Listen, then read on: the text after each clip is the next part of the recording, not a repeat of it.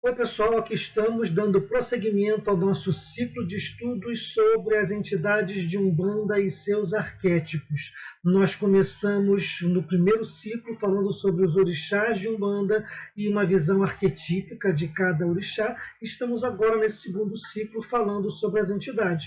Já falamos sobre caboclos, pretos velhos e boiadeiros e hoje é a aula sobre crianças espirituais. São espíritos puros? São espíritos encantados? Quem são esses espíritos que trabalham na linha de crianças? Eu sou o Newton Almeida, sacerdote do Centro Espírita João Vicente, um terreiro de Umbanda que fica no Rio de Janeiro, na Zona Oeste, no bairro de Senador Camará. Eu vou deixar aqui embaixo o link para a primeira aula, onde eu falo o que é arquétipo, para que você possa nos acompanhar com mais profundidade sobre essa questão, o nosso foco sobre essa visão arquetípica. Só que antes de dar continuidade, antes de chamar as crianças, eu vou pedir para a minha cambona virtual, que é a Juliana, colocar a vinheta para a gente prosseguir nosso estudo. Juliana, cambona, por favor, bota a vinheta para a gente.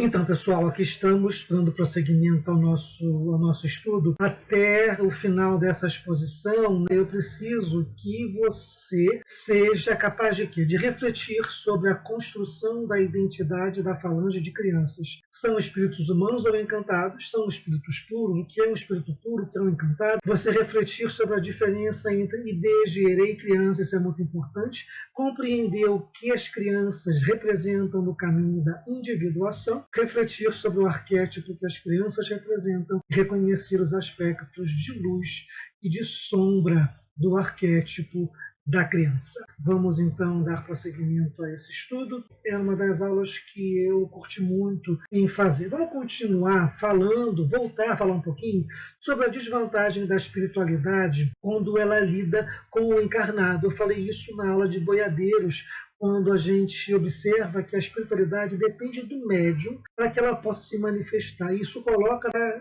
espiritualidade em desvantagem. Por quê? Porque se o médium for um médium que não estuda, for um médium cheio de preconceitos, cheio de cacuetes, cheio de cacos, com medo, com dogmas, ele vai ter um lidar com a espiritualidade, com tudo isso que eu acabei de falar, com preconceito, com dogma, cheio de cacos. Isso vai prejudicar o modo como ele vai permitir que o guia dele, que a espiritualidade se manifeste. Quanto mais ele estudar, quanto mais ele for consciente do papel dele, ele precisa estudar a mediunidade, estudar a si, conhecer e conhecer, de Umbanda principalmente, o momento histórico dessas falanges todas, em que momento viveu um preto velho como ele vivia, em que momento se formou a imagem do caboclo como ele vivia, e um boiadeiro mais apto ele vai estar a permitir que essa espiritualidade, que essa entidade se manifeste com a sua característica sem inventar.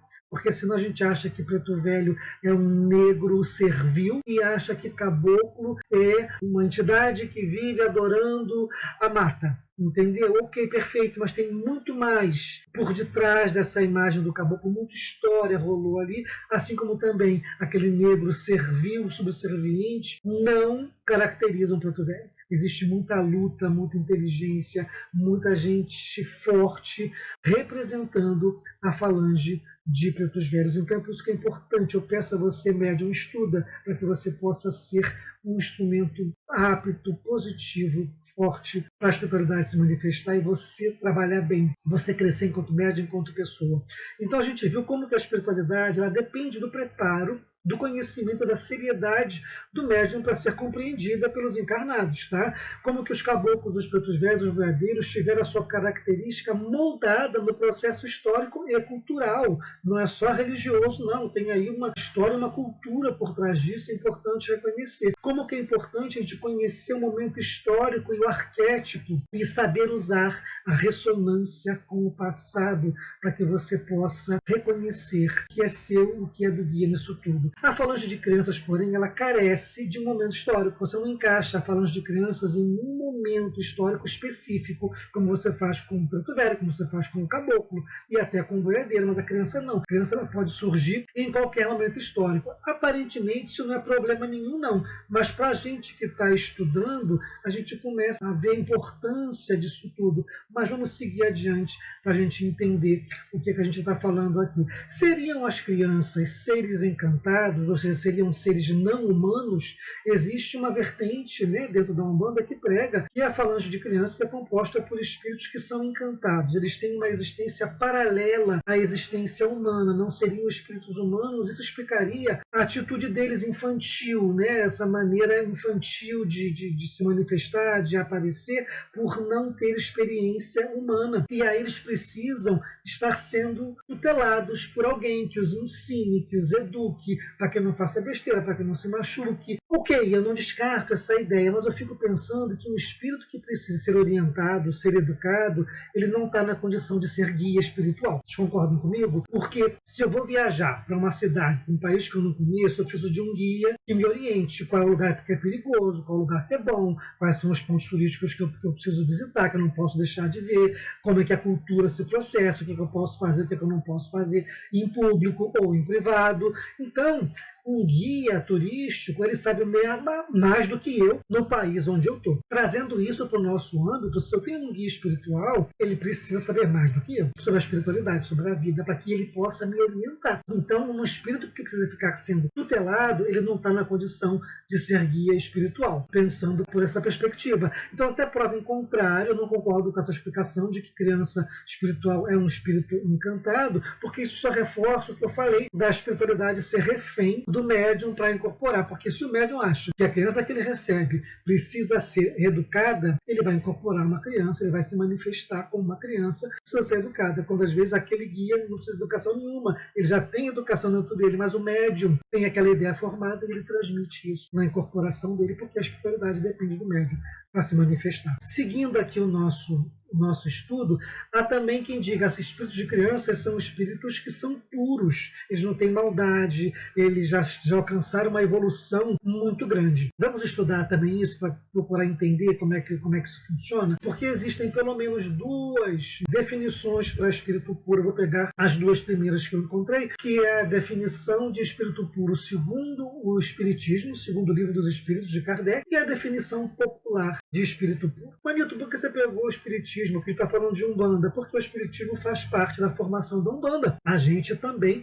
tem influência do Espiritismo, sim. A gente precisa pegar lá a leitura do Kardec, adequar a prática do terreiro, e a gente vai ver que tem muito fundamento ali também. Não é só leitura para a gente ficar lindo, mas não praticar. Se você adequar, traduzir aquela linguagem toda para a mediunidade do terreiro, se descobre bastante coisa importante para a tua prática ali. Então vamos lá na definição de espírito puro para o Espiritismo. Eu vou ler o que está escrito lá, palavras do Livro dos Espíritos, palavras do Kardec e da espiritualidade que estava orientando ele.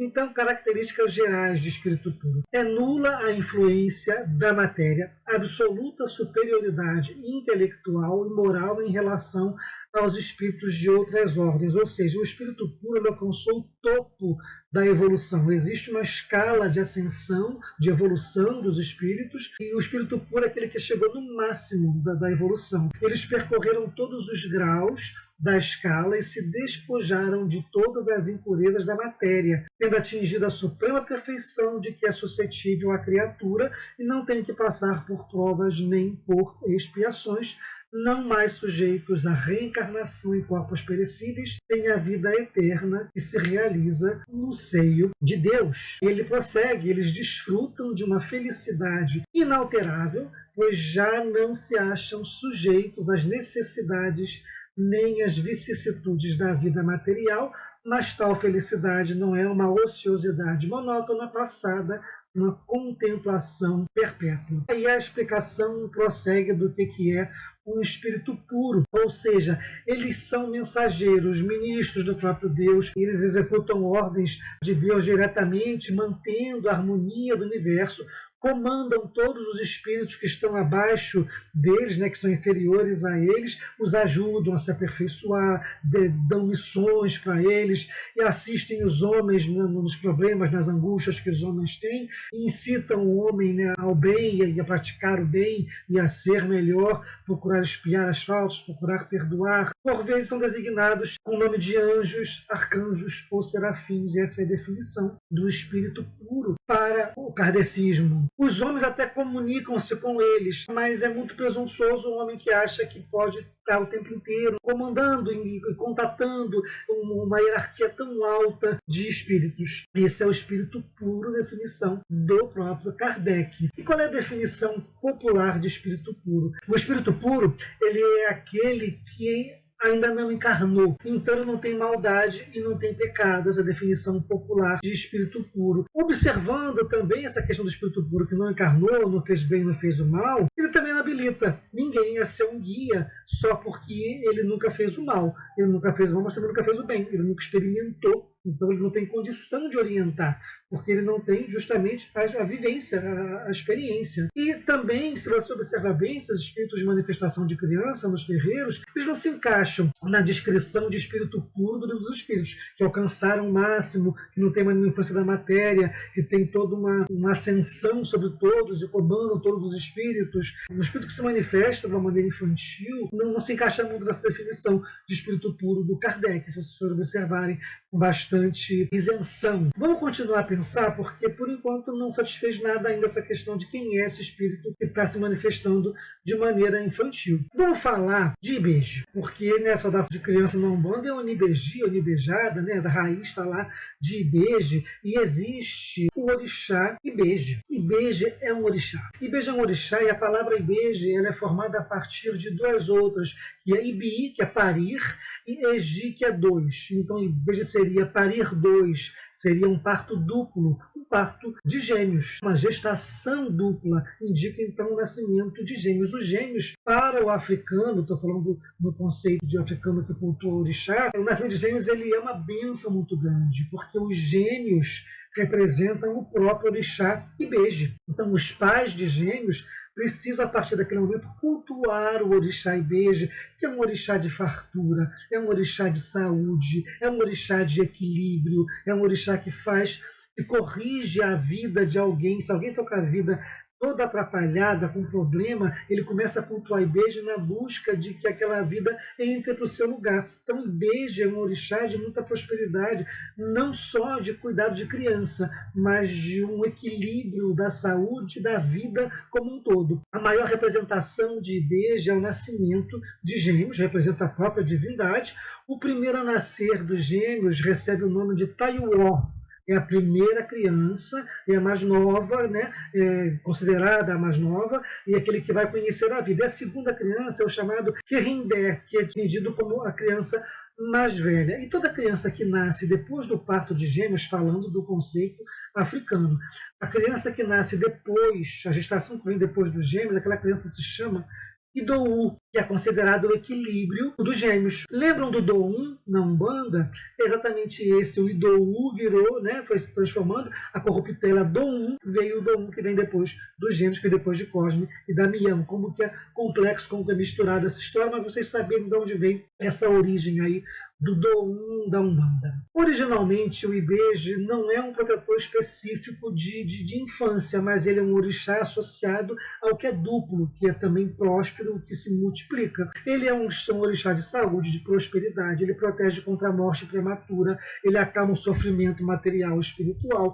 ele orienta o Ori, lembra de Ori, a seguir o caminho certo, o caminho da retidão, o caminho que é justo, que é bom. Ibeji atrai progresso econômico, desenvolvimento espiritual, ele harmoniza a vida em todos os seus âmbitos, tá? Proporciona um sentimento de paz, de tranquilidade, de serenidade, de confiança, de fertilidade, e transforma lágrimas em sorrisos. Esse é o orixá Ibeji, como que vai além da questão da infância, a regência do orixá Ibeji. Ele é capaz de atrair condições para se adquirir conquista, tá? Ele domina recursos para promover o bem-estar e ele interfere no destino humano, removendo obstáculos da vida das pessoas. Essa é a força do orixá Ibeji, ele tem uma manifestação dupla através da simbologia, tudo dele é duplo, tudo dele vem em dois, por isso que os gêmeos representam na matéria a presença do orixá Ibeji, e é o máximo da representação do Ibeji,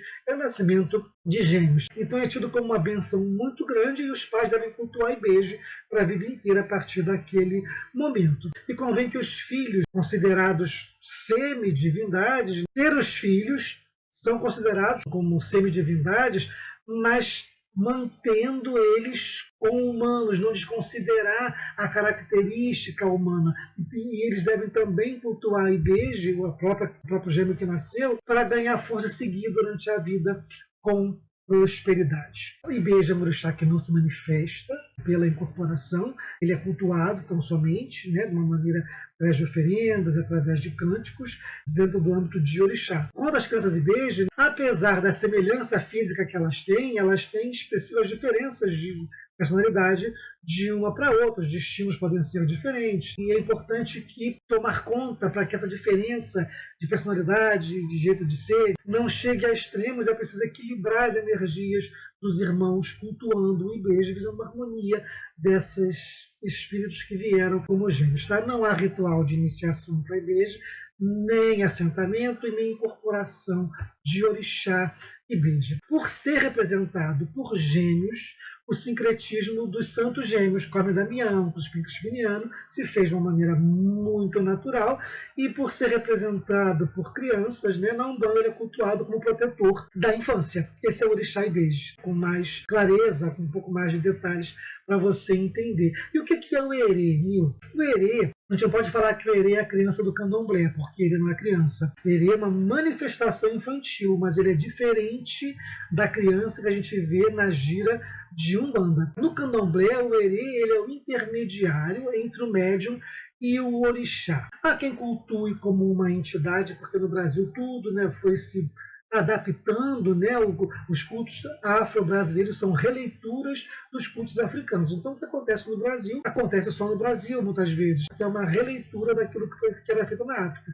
Então, quando a gente fala em Erê, a gente está falando de um estado de consciência intermediário entre o médium pessoa, e o estado dele incorporado com o seu orixá. Então, esse estado de consciência chamado Erê, ele faz uma ponte entre esses dois estados de consciência, o médium pessoa e o médium possuído pelo seu orixá. É por meio desse estado de Erê que o orixá expressa a sua vontade e que o noviço, o iniciado, ele aprende coisas fundamentais da religião, do candomblé, como a dança, como os ritos, como os mistérios do orixá, nesse estado de consciência chamado de Erê, que é um estado que se comporta de uma maneira infantil, que ele vai assimilando o que é necessário para o seu desenvolver, o seu crescimento dentro do culto. A palavra Erê vem do Yorubá, que significa brincar, mas também tem uma outra tradução de Erê, que vem de um termo chamado Asiuerê, que quer dizer louco, quer dizer fora da realidade. Só que no âmbito da interpretação que a gente vai dar aqui, ele se refere ao comportamento infantil, porque a pessoa em estágio de Erê se comporta de maneira infantil. Você é confundido com a criança da Umbanda. O Erê aparece logo após o transe do orixá, então ele é intermediário entre o iniciado e o orixá. O Erê dá o recado do que o orixá quer, do que o orixá está gostando, do que ele não está gostando. O Erê que vai dar muitos detalhes, muitas orientações do que o orixá espera daquela iniciação para que tudo transcorra bem. Ele é um porta-voz do orixá. Durante o ritual de iniciação, ele é de suma importância, pois ele que vai trazer mensagem do orixá para o iniciado. Ele é responsável por muitas coisas que são passadas durante esse momento de reclusão. Ele é uma espécie de um companheiro do Iaô, do iniciado, enquanto ele se encontra recolhido. Ele traz boas sensações, ele traz sentimento de alegria, sentimento de humildade, de pertencimento, de se permitir fazer as coisas, de estar aberto para o que vai acontecer. E ele conta para o sacerdote o que o a outra fazendo o que ele está sentindo. Então, por isso que ele é um intermediário muito importante nesse momento tão delicado que é de reclusão para uma iniciação no candomblé. O comportamento do erê é muito influenciado por aspectos de personalidade do médium, muito mais do que o caráter rígido do orixá, mas características do médium enquanto pessoa transparecem muito ou ficam mais acentuadas no estágio de erê. Os estudos que são feitos apontam como um estado de transe intermediário e, ao mesmo tempo, citam que o erê recebe oferendas, indicando que seja uma entidade infantil. Então, qual é a definição? Não posso falar muito de erê porque eu não sou do candomblé, mas é o que os estudos apontam. É importante diferenciar Ibeje de erê. Ibeje é o orixá e erê é um estado de consciência do iniciado ou a entidade que o acompanha em sua iniciação. A Umbanda tem feito o uso da palavra erê como sinônimo de criança, mas é muito mais pertencente ao vocabulário da Umbanda, pelo menos a Ladizério, a Umbanda tradicional, falar-se em criança e não em erê. Atualmente, as redes sociais e a globalização fazem com que o erê, dentro do âmbito umbandista, seja usado como sinônimo da entidade criança. E criança? Vamos falar de criança? Antes de falar de criança, vamos falar sobre a tríade umbandista. Você conhece, sabe o que é a tríade de Umbanda? A tríade Umbanda são as 3 linhas básicas de trabalho umbandista, a saber, criança, caboclo, preto velho. Tá? Se você fizer um triângulo equilátero, que os lados são todos iguais, um lado vai representar a linha de crianças, o outro lado a linha de caboclos e a base preto velho, ou independente do local, mas cada uma linha vai representar uma dessas falanges, que são as básicas falanges do trabalho umbandista. A tríade da Umbanda, que a gente chama, ela reforça a mensagem de que a missão da Umbanda é o atendimento a quem está encarnado e orientar essa pessoa encarnada na sua individuação. A criança representa a fase da infância, a fase da pureza, o caboclo representa a fase do adulto, quando você tem força, vigor e coragem, e o preto velho representa a fase idosa, que é a sabedoria, que é a experiência. Quero compartilhar mais uma vez a tela com vocês, para que vocês vejam então aí que está falando, que é a tríade da Umbanda. Esse triângulo equilátero e cada falange das linhas básicas da Umbanda é representada por uma desses lados do triângulo. Como eu falei, então, a criança representa a infância, a pureza, o caboclo representa a fase adulta, a força, a coragem e o vigor, e o preto velho representa a fase idosa, a sabedoria e a experiência. Está aí para vocês a famosa tríade da Umbanda, para da base porque eu quero falar a seguir aqui para vocês. Seguindo aqui o nosso estudo, pessoal, apesar de fazerem parte de uma das linhas básicas da Umbanda, como nós vimos aí, o trabalho das crianças, ele se resume, vamos olhar com bastante rigidez, com bastante simplicidade e objetividade. O trabalho das crianças, ele se resume a dias de festa, convidamento principalmente. Muitos terreiros, quando tem uma homenagem ao orixá, canta-se para crianças e elas vêm e fazem o trabalho delas, mas você não tem assim, como tem com caboclo preto velho, com boiadeiro e até com Exu, dias programados frequentes para consulta com criança. Você não observa esses guias, crianças, assumirem a direção de terreiros, como fazem caboclos e pretos velhos.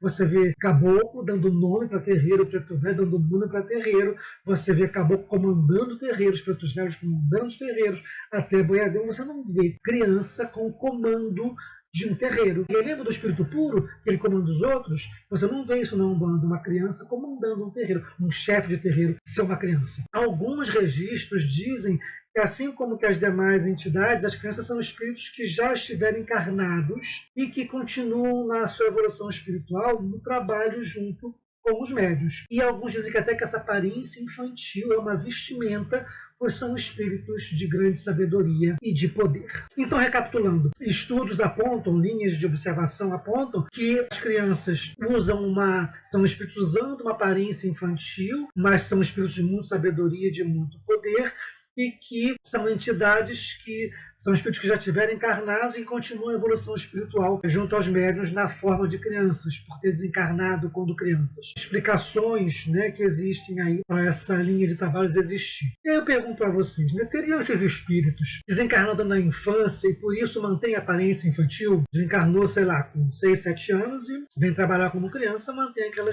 aquela aparência infantil. Então, se ele está fadado a nunca crescer, esse espírito vai ficar eternamente trabalhando como uma criança, se a aparência infantil é uma vestimenta, ele está fingindo que ele é ingênuo, entendeu? Porque ele vem lá, está vestido de criança, passando uma ingenuidade que ele não tem, porque ele está usando uma vestimenta, como a própria explicação acabou de dar. Na incorporação de criança, assim como no estado de Irê, existe uma influência da característica pessoal do médium. Vocês já pensaram sobre isso? São questões que vêm na classe de Deus. Como é que vocês se comportam pensando nisso aí tudo? Questões que eu estou levantando para vocês. O que diz a doutrina espírita sobre o desencarne de crianças? Vamos lá, voltar lá para o Livro dos Espíritos e ver o que ele explica. Vou pegar aqui mais uma vez, compartilhar com vocês a tela. Existe lá as perguntas 197 a 199 no Livro dos Espíritos, no capítulo 7. A pergunta é: o espírito de uma criança morta em tenra idade, né? Tenra idade é porque é jovem, está muito pequenininho, é tão adiantado como o de um adulto? E o espírito respondeu: às vezes bem mais, porque pode ter vivido muito mais e possuir maiores experiências, sobretudo se progrediu. E aí tem a pergunta 197A que fizeram: o espírito de uma criança pode ser mais adiantado que o de seu pai? O espírito respondeu: isso é bastante frequente. Não o vedes tantas vezes na Terra? E prosseguem as perguntas. O espírito da criança que morre em tenra idade, não tendo podido fazer o mal, pertence aos graus superiores? A resposta é: se não fez o mal, também não fez o bem. E Deus não o afasta das provas que deve sofrer. Se é puro, não é pelo fato de ter sido criança, mas porque já se havia adiantado. Outra pergunta, que é a 199. Por que a vida se interrompe com frequência na infância? A duração da vida da criança pode ser para o seu espírito o complemento de uma vida interrompida antes do termo devido, e sua morte é frequentemente uma prova ou uma expiação para os pais. Eu, particularmente, nessa explicação da 199, eu tenho críticas a fazer. Porque se nos é dito que nada acontece sem a permissão de Deus, os espíritos falam isso, como que uma vida foi interrompida antes do termo? Está falando do suicídio? Eu gostaria que essa pergunta fosse destrinchada em várias outras para que a gente pudesse entender, né? E a morte é frequentemente uma prova para os pais. Caramba, você vai tirar a vida de alguém para que possa cumprir a prova do pai? Então, essa pergunta 99, ela me abre um leque de outras perguntas que no Livro dos Espíritos não é respondido. Ele para por aí. Fica aí para a gente pensar sobre isso tudo. Mas até então, ele trouxe respostas bastante interessantes para a nossa prática. Vamos seguir com o nosso estudo? Ele pergunta assim: em que se transforma o espírito de uma criança morta em tenra idade? E a resposta é: recomeça uma nova existência. Então, se um encarnado morreu criança, o que acontece depois? Ele vai ter que conhecer uma nova existência, vai reencarnar. Uma hora ele vai reencarnar. E tem ainda a questão 381, que ela fala o seguinte: por morte da criança, readquire o espírito imediatamente o seu precedente vigor? A pergunta é: quando você morre criança, você imediatamente recobra sua identidade, quem você é? Como é que funciona isso? E o espírito respondeu assim: assim tem que ser, pois que se vê desembaraçado de seu invólucro corporal. Entretanto, não readquire a anterior lucidez, senão quando se tenha completamente separado daquele envoltório, isto é, quando mais nenhum laço exista entre ele e o corpo. Ou seja, morreu criança, enquanto tiver laços, enquanto tiver impressões da matéria, a pessoa vai se sentir e se ver como criança. Só depois que ele estiver completamente despojado, separado da influência da matéria, é que vai então recobrar a lucidez que tinha antes do seu reencarne. Para entender, pessoal, o que acontece com a criança que desencarna, a gente precisa primeiro entender o que acontece quando um espírito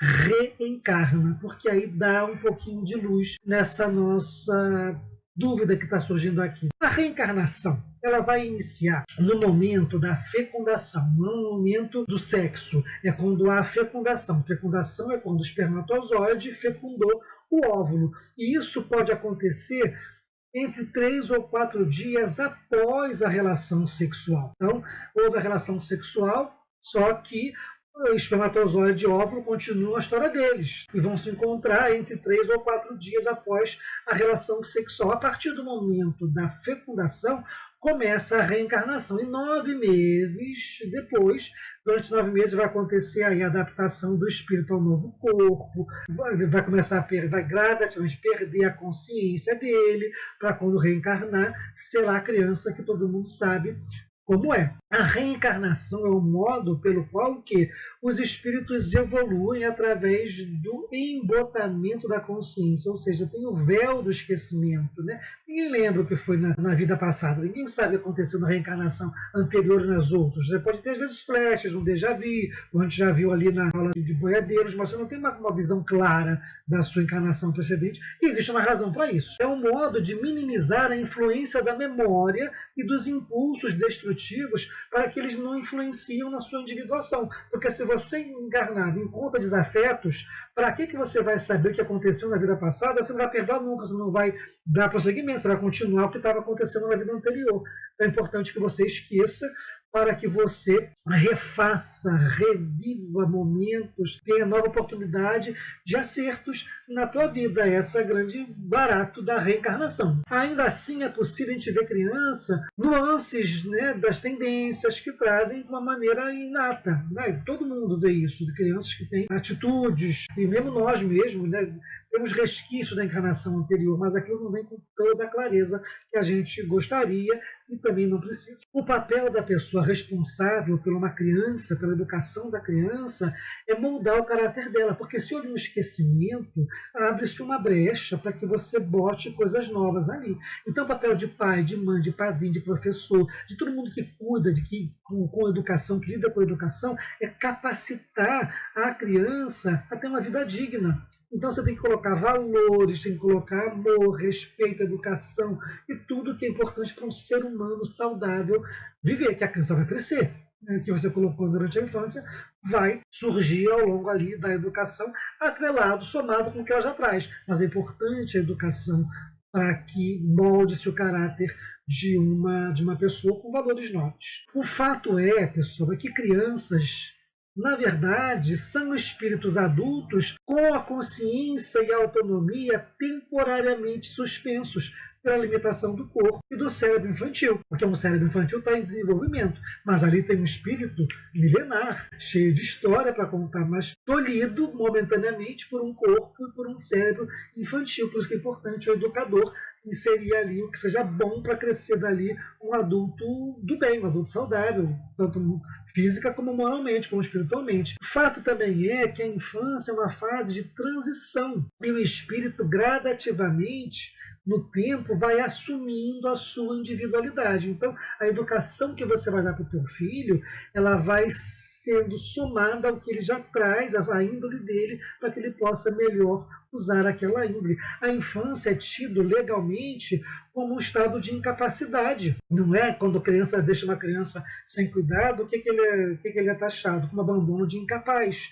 Então, até 18 anos, ele não pode responder por si. Se ele cometeu algum crime, é o pai que vai ter que ir lá ser chamado. Então, até no âmbito legal, a visão da infância é de alguém que tem que ser cuidado, tem que ter lá uma tutela de alguém. Quando ocorre o desencarne na infância, o espírito desencarna mantendo a suspensão da sua consciência e ele precisa da assistência espiritual do mentor dele para o retorno à condição de espírito independente, porque também não seria justo morrer como criança e permanecer inapto a uma vida na espiritualidade. O mentor daquele espírito que desencarnou ainda infantil vai ter todo um trabalho para que ele possa voltar a uma consciência, ter autonomia, para até ter chance de novas provas, de novas encarnações. Então, diante disso, nós temos aí duas situações. Você pode desencarnar antes dos 7, você pode desencarnar a partir dos 7. O que acontece nessas situações? Antes dos 7 anos, o espírito que desencarna, ele é assistido pelo mentor dele, pela espiritualidade, e ele vai voltar à identidade que ele possuía antes da encarnação. Muito pequenininho, antes dos 7 anos, ele vai desencarnar, se for assim, se assim acontecer, o mentor dele vai cuidar dele, ele vai assumir o que ele era, a identidade antes dele reencarnar. A partir dos 7, pessoal, muda um pouco de figura, porque a partir dos 7, a criança ela já tem toda uma identidade se formando, ela já se refere a ela como ela e não como ele, né? Ninguém fala o Newton, né? O Newton quer beber água, o Newton quer ir no banheiro. Não, eu falo, eu quero beber água, eu quero ir no banheiro. Então, eu já me reconheço como uma identidade diferenciada dos outros e não me refiro mais a mim como na terceira pessoa. Então, a partir dos 7, a coisa começa a mudar de figura. Ele já tem uma identidade ali formada. Então, se falecer, se desencarnar depois dos 7, ele vai ter assistência do mentor dele. Ele pode ou voltar gradativamente à reencarnação, à consciência do que era anterior, ou ele vai manter-se naquele estado e ele vai preparar uma nova encarnação, ainda naquele estágio infantil. Então, o espírito que desencarna na infância, em um curto espaço de tempo, se ele voltar logo a ser quem ele era antes, isso denota que ele se desvencilha muito rápido da matéria, então que ele é um espírito de evolução superior. A matéria não influencia tanto ele. Mas a maioria das pessoas demora um pouco, tem que ter uma assistência para que possa voltar anterior ou buscar uma nova encarnação. Por isso, tá, pessoal, como existem ainda espíritos que se mantêm como crianças, se desencarnam depois dos 7 anos, nas colônias espirituais, nos planos espirituais próximos, né, costa terrestre, você encontra espíritos em condição de criança ou de adolescente. Você encontra nas colônias do mundo espiritual crianças e adolescentes nessa forma aí de sendo cuidados, sendo tutelados com alguma orientação espiritual. Então, o próprio André Luiz tem um livro chamado Entre a Terra e o Céu.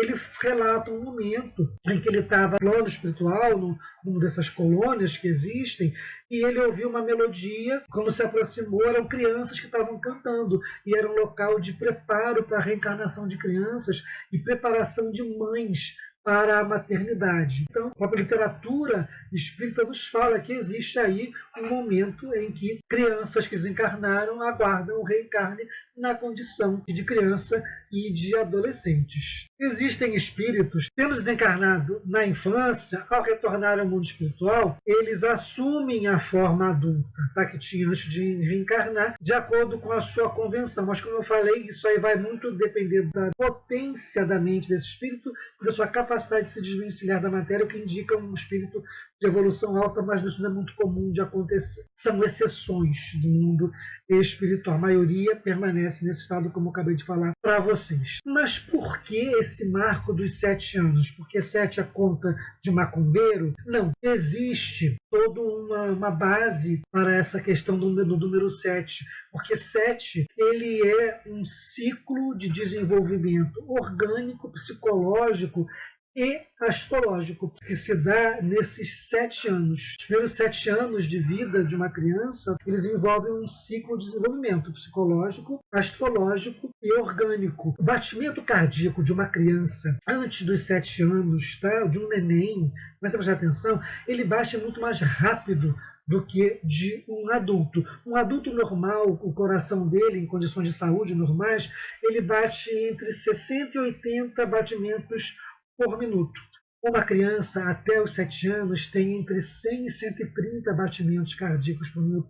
É muito mais acelerado o batimento cardíaco de uma criança. Isso não é doença, não. Isso é normal dentro da infância até os 7 anos.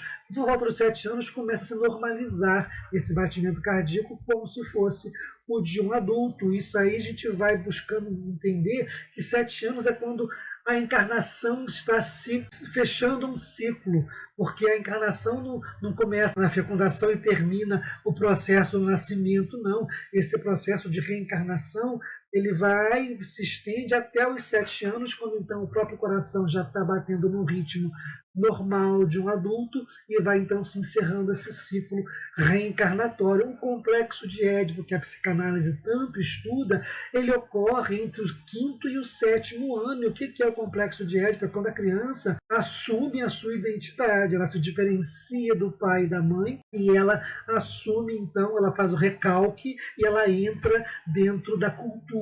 É o complexo de Édipo.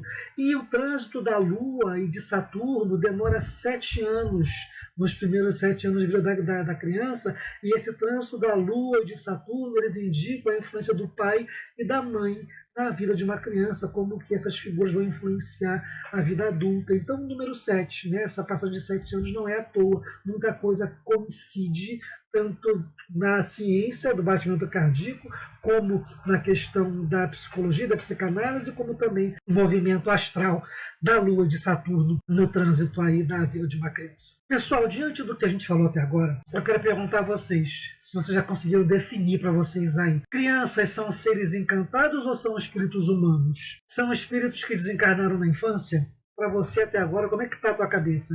Se desencarnaram na infância, qual é a faixa etária que eles têm? São espíritos adultos plasmando aparência infantil?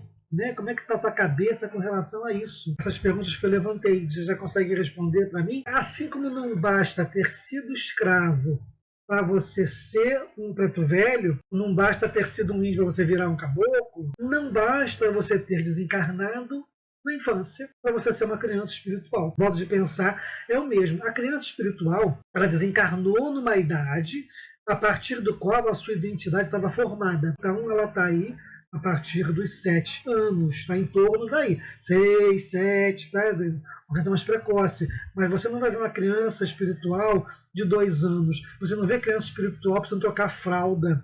Elas já falam, elas já pedem boneca, carrinho, brinca de soldadinho, né? Então, ela já tem uma experiência de vida dentro do mundo infantil. Ela domina a linguagem e ela já assimilou padrões culturais. Então, isso ocorre o quê? Por volta lá dos 7 anos, entre 6 e 7 anos, a partir daí, quando a criança já foi educada, no controle das necessidades fisiológicas, já iniciou a alfabetização. Então, no desencarne, antes deste momento, o espírito é tratado e vai gradualmente assumir a identidade que ele tinha antes da encarnação ser interrompida. Um espírito adulto, pessoal, ele pode plasmar a sua aparência. Então, um espírito adulto ele pode plasmar uma figura de um preto velho e usar a sabedoria dele no seu trabalho. Não lembra que eu falei que muitos abolicionistas, não necessariamente negros, trabalham em linha de pretos velhos? Ele plasma uma imagem de preto velho, usa a sabedoria, a vivência dele e vai trabalhar naquela linha com muito carinho, muito bem aceito. Mas mesmo que um espírito plasme, molde uma imagem infantil, ele não consegue fingir a inocência. Então não dá para ser uma vestimenta apenas. Por mais que um espírito faça aí uma fantasia de criança, ele não vai ficar o tempo inteiro conseguindo manter uma máscara de inocência que ele não tem. Ele vai falar de assuntos que ele vai dominar e que a criança não domina. Então não dá para ser só uma vestimenta usando lá para trabalhar. As crianças espirituais, elas sempre se referem a um tio, a um vovô, que o vovô está chamando, o tio está ali, está falando do mundo espiritual, né? Então eles sempre falam de alguém que está orientando o trabalho dessas crianças no mundo espiritual. Isso vem de encontro ao que foi exposto sobre os pontos espirituais de atendimento da criança e do adolescente. Com a permissão e supervisão desses mentores, esses espíritos são preparados para o trabalho na Umbanda, onde tem a oportunidade de crescimento no atendimento mediúnico. Então, já conseguimos aqui definir, desencarnaram na infância, com a permissão dos mentores deles, eles são preparados para o trabalho de mediunidade dentro dos terreiros. A partir, então, do desencarne, a partir dos 6, 7 anos de idade. Temos uma coisa mais definida, pelo menos dentro de uma lógica que a gente está seguindo aqui. É importante não perder de vista o seguinte: as crianças encarnadas, elas crescem, pois obedecem uma programação biológica, né? O corpo vai respondendo aos estímulos e vai crescendo. As crianças também apresentam um amadurecimento na sua forma espiritual, porque a mente ela tem que acompanhar o passar do tempo. Não dá para você ficar parado no tempo. Você tem uma questão de saúde mental para o espírito. O mentor dele, a espiritualidade, vai fazendo com que aquele espírito também se desenvolva para não ficar estacionado no tempo. Apesar do espírito ter uma identidade infantil, né, uma manifestação infantil, ele sofre aí a influência do animismo do médium. Lembra do animismo? Aquilo que o médium joga, que é da mente dele. A mensagem de inocência vai ser passada de acordo com a imagem de criança que o médium consegue traduzir. E aí entra a participação do médium na incorporação, nesse caso especificamente da criança. É como o médium imagina uma criança que ele vai expor a incorporação dele. Eu costumo falar que a incorporação é como se você estivesse num carro com 2 motoristas. Então, um motorista é você, o outro motorista é o guia. Isso a gente conversar muito para poder fazer essa direção ser equilibrada e ser saudável. Ora, alguém vai mandar mais do que o outro, mas os dois vão estar sempre muito presentes ali nesse tete-a-tete da incorporação. Assim como a necessidade da sintonia com o espírito, com os valores da linha de Preto Velho, de Caboclo, o Preto Velho tem que estar em sintonia com o que o Preto Velho representa. Um espírito que está na linha de Caboclo tem que estar em sintonia com o que o Caboclo representa. Da mesma forma, um espírito que está presente na linha de criança, ele tem que apresentar as tendências, os valores nobres simbolizam uma linha de criança. O que uma linha de criança, o que um guia na figura de uma criança ele vai transmitir para a gente? Para ver a sabedoria, a humildade, o caboclo, a coragem, o vigor, né, o boiadeiro, a simplicidade, a verdade. E a criança, ela vai transmitir o que quando ela está trabalhando? De que maneira ela vai fazer esse trabalho dela? Então, compartilhar mais uma vez com vocês a nossa tela, a criança espiritual é aquela que não perdeu a consciência de sua origem. Ela sabe que ela é um espírito desencarnado, ela sabe quem é ela. Ela expressa as qualidades relacionadas aos valores espirituais. Então, ela lida com verdade, com pureza, com alegria, ela expressa essas qualidades. Uma criança espiritual não vai te insuflar, não vai te despertar inveja, maldade, sedução, sexualidade exacerbada. Isso não é coisa de criança. Ela possui uma sabedoria natural, ela está conectada com o divino, ela nos leva ao que é verdadeiro, ela é fonte de transformação. Imagina uma criança, né?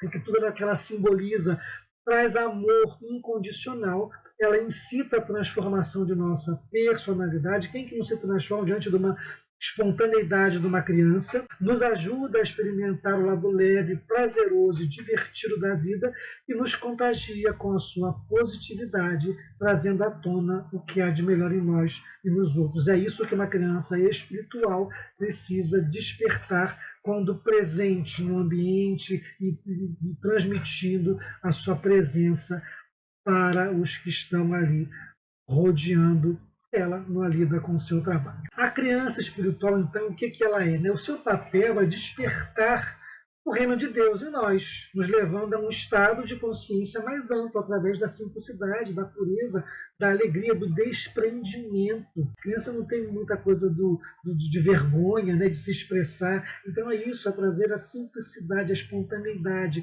A criança espiritual, ela brinca, tem alegria, é espontânea, ou seja, ela desperta o nosso eu interior, a essência maior que há dentro de nós. Tudo aquilo que Jesus queria expressar, deixa ver as minhas criancinhas, né? Deixa ver o que é puro, deixa ver o que é belo, deixa ver o que é isento de culpa, de pecado, de vergonha. É isso que Jesus queria perto dele. Vamos falar então do arquétipo da criança. E o que é o arquétipo da criança? É a criança interior. Né? Estamos falando daquela criança que está habitando, que adormece dentro de cada um de nós. O próprio Jung, o psicanalista, ele falou sobre isso. Vejam só o que o Jung falou. Em todo adulto espreita uma criança eterna, algo que está sempre vindo a ser, que nunca está completo e que solicita atenção e educação incessantes. Essa é a parte da personalidade humana que quer desenvolver-se e tornar-se completa. E são palavras do Carl Gustav Jung. É esse o arquétipo que a gente lida quando está lidando com o arquétipo falando de crianças, que é a criança interior, a criança que todo adulto tem lá, que ele precisa se reconectar com ela para voltar a ser feliz, para ser feliz. Dentro de cada um de nós existe uma criança, e essa criança interior nada mais é do que a criança que nós fomos um dia. A criança que eu tenho dentro de mim é a criança que o Newton foi lá na infância, há 50 anos atrás, e que você também foi na sua infância há tantos anos, seja lá quantos anos você tem. A criança interior de cada um é a criança que nós fomos um dia. Então, se aquela criança foi ferida, foi magoada ou foi feliz, ela vai influenciar o adulto de hoje. Essa criança ela nos acompanha durante todo o percurso de nossa vida e ela influencia nossas decisões, nossos comportamentos. Muitos momentos de euforia, de alegria, de tristeza, de raiva são influenciados pelo comportamento da criança anterior, que é a criança que você foi. Muitas das suas reações emocionais são respostas da criança que está aí dentro de você, da criança que você foi um dia. A criança interior é o nosso eu, é o eu mais profundo e corresponde à nossa essência verdadeira. A nossa essência aparece quando a gente é tocado emocionalmente. Quando você faz alguma coisa que te dá prazer, que te faz bem, esse eu transparece, né? Ou também quando alguma coisa que te faz mal, que te desperta uma ira, uma raiva, esse eu também aparece, tá? É a tua vibração que surge ali. Situações de perdas, de traumas ou de violência na infância, ela pode trazer prejuízo emocional na vida adulta, porque aquela criança que foi magoada lá, ela pode estar lá escondidinha, precisando de um carinho, precisando de uma libertação, precisando de liberar perdão ou de ser perdoada. Por isso que é importante a gente conversar o tempo inteiro com essa criança que está dentro de nós, que somos nós pequenos, e ajudá-la a compreender e a racionalizar as situações difíceis, porque às vezes a criança mesmo, passa por coisas que o emocional dela não está preparado para viver. Perdas, traumas, violências, e aquilo ali fica guardadinho. Quando você cresce, você tem condição de compreender, porque a tua experiência de vida, a tua vivência te permitiu. Então, com essa experiência, converse com aquela criança interior que ainda não entendeu muita coisa que aconteceu, para que você ajude ela a se desvencilhar, a se libertar daquela dor, daquele trauma, daquela mágoa, para desapegar-se de traumas que ficam lá alojados no seu coração, para você perdoar, para você ir adiante. É importante você acolher, você lidar bem, receber bem essa criança interior, que é você mesmo, né? E tudo que ela vem trazendo. As tendências boas que ela tem, as tendências também ruins que ela tem, as sombras e as luzes, para que você possa compreender melhor essa criança, e você vai estar compreendendo melhor a si e expressando, compreendendo a sua essência. Então você pode assim se tornar mais capaz de transmitir amor, de levar leveza para você e para a sua família, para todo mundo que está em volta. Quando a criança interior ela está desperta em nós, de forma saudável, ela só traz coragem, entusiasmo e equilíbrio, tá? Porque ela influencia demais a nossa personalidade, seja de que forma for, ou ela é triste, ou ela é alegre, ela é equilibrada ou não, ela vai sempre influenciar. Então é bom ter ela em equilíbrio para que a gente esteja bem, com uma saúde emocional. Integrado de forma saudável dentro da psique humana, esse arquétipo ele vai estimular a alegria de viver, vai estimular a criatividade, ele vai trazer leveza no seu dia a dia e vai favorecer equilíbrio, momentos de prazer e de responsabilidade muito equilibrados um com o outro. Esse arquétipo da criança interior, ele se subdivide em mais 7 arquétipos, e cada um com a sua luz e sombra, e você te convida a observar eles para que você possa se identificar, ver onde está a luz, onde está a sombra e conviver bem com isso aí, tratar da sua criança interior. Então existe, pessoal, vou precisar compartilhar com vocês até para vocês entenderem. Então, o primeiro desses subarquétipos é o da criança ferida. A criança ferida, ela tem memórias de abuso físico, emocional, de negligência e de situações traumatizantes que podem ter ocorrido no período da infância da pessoa. Como arquétipos de sombra, a criança ferida traz o quê? Ela tem autopiedade muito grande, está o tempo inteiro sentindo pena de si mesmo. Ela tem uma resistência enorme a perdoar, está sempre carregando mágoa. Ela culpa os pais por tudo de ruim que aconteceu na vida dela. Ela tem um apego enorme ao passado e tem uma dependência emocional muito grande. Estou falando de pessoas encarnadas, adultos como nós, e tem uma criança interior. Então, não estou falando da criança espiritual, não. A gente tem que ver onde está o nosso sintoma desse arquétipo para tratar essa criança, para que ela nos influencie de maneira benéfica. Em compensação, a criança ferida também tem luz. Ela transforma a experiência em compaixão.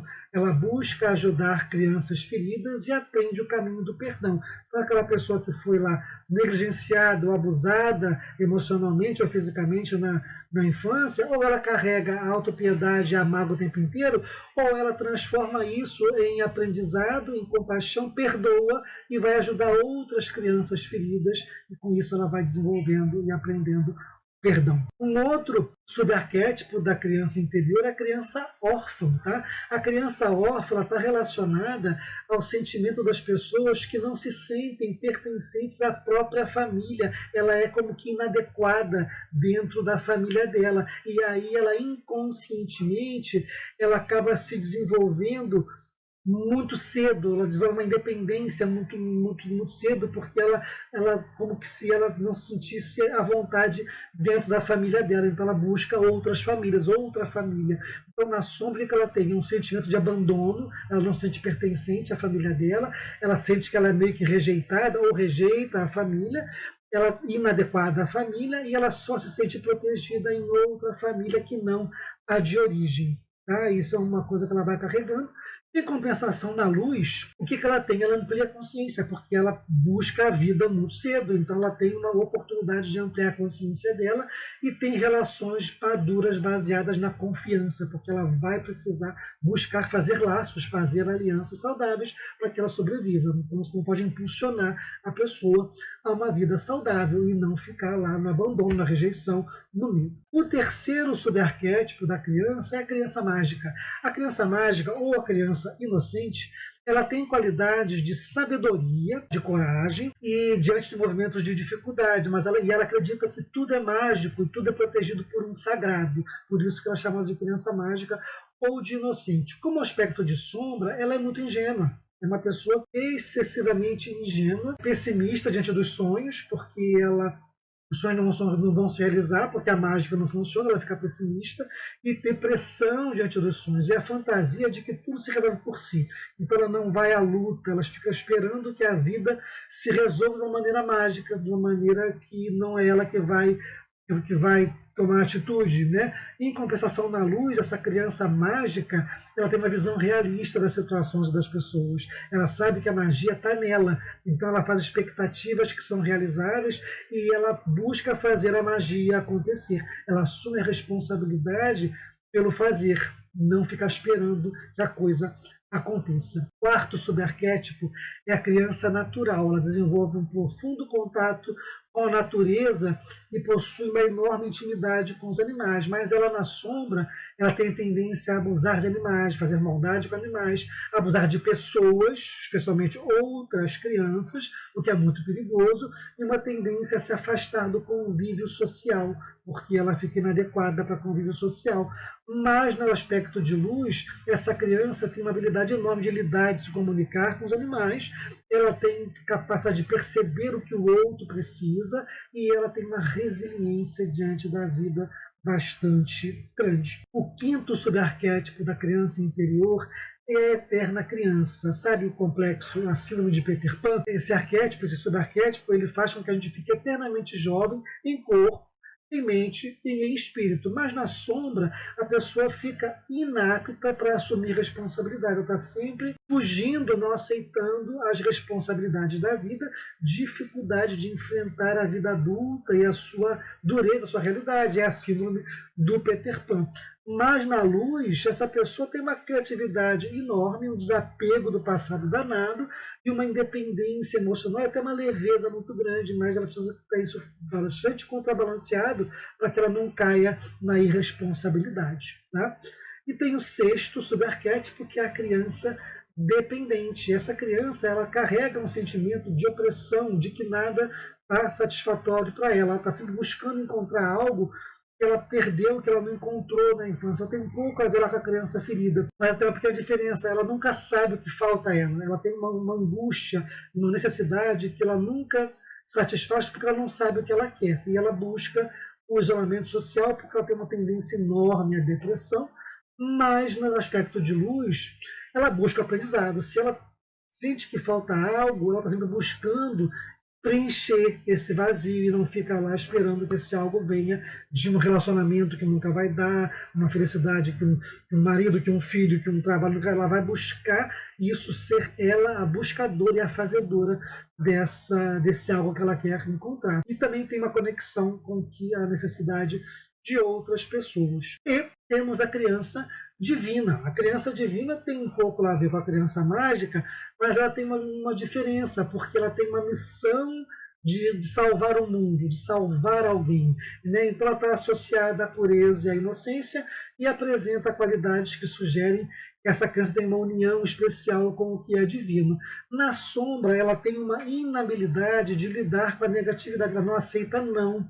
Ela é megalomaníaca, tudo dela, tudo é melhor, e ela pode tudo, e ela fica um pouco tirana. Mas na parte de luz, no aspecto de luz, essa pessoa tem uma conexão muito grande com a fé, ela acredita em Deus, na espiritualidade, ela vai fazer, ela ora, ela pede, ela consegue, porque ela tem uma fé que realiza, tá? Ela não fica só esperando, ela vai lá e faz, ela tem confiança e ela é altruísta, tá? Ela acredita que a coisa pode ser melhor, pode se tornar melhor sempre. Pessoal, eu espero que vocês tenham curtido essa aula. Eu espero que essa aula tenha feito assim, uma abertura na mente de vocês. Eu, particularmente, acho que essa aula pode levantar bastante polêmica, como os assuntos que a gente falou aí, de ser ou não ser preto encantado, de desencarnar com 7 anos, da questão do anismo, mas eu acho que é uma aula que a gente precisa falar e conversar, porque trabalho de criança e trabalho de Exu é muito complicado, porque o animismo fala muito forte, o médium dá muito de si, e é importante a gente botar o médium com o pé no chão para que ele entenda o papel dele de intermediário da espiritualidade. Quanto melhor ele se conhecer e conhecer essa espiritualidade, esse guia, melhor condições ele vai ter, como eu falei, batendo essa tecla o tempo inteiro, melhor condições ele vai ter de ser um veículo fidedigno da espiritualidade. Então, que crianças, que Bejada nos acompanhe, nos oriente, nos ajude a termos uma desenvolvimento mediúnico com alegria, com leveza, com esperança, com doçura e com bondade. Grato pela companhia, sejamos todos felizes e até a próxima. Onibeji, Onibejada.